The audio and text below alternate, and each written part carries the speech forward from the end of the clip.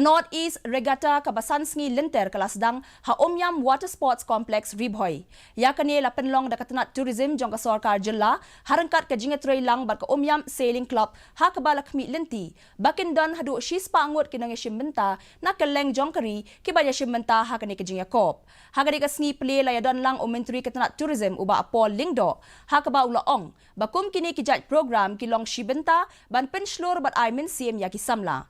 Haba ai jingkren Kilat Patai Kubor, u Dr. Vijay Kumar D, Commissioner Secretary Katanat Tourism, ula ong bakathong kalong ban Sdang yakum kini ki program, hakarukom ka badai hagajalla, hakaba katanat badai kmi, kalabo ya ka Omyam Sailing Club, nakabenta ban kintir ya gajingnya aling, kum kaway na kijat jingelekai.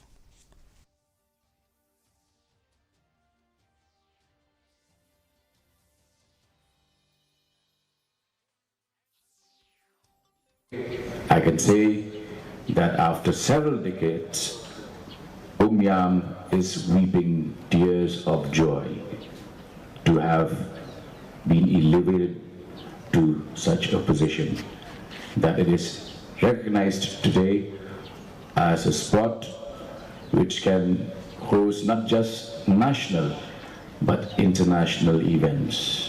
One of the most beautiful tourist attractions we have in Meghalaya. To start sailing in a professional manner, in an organized manner, we have set up an Omyam Sailing Club under the Department of Tourism, and our aim is to promote sailing as a sport so that young boys and girls from the state can pick up this sport. Not Liberty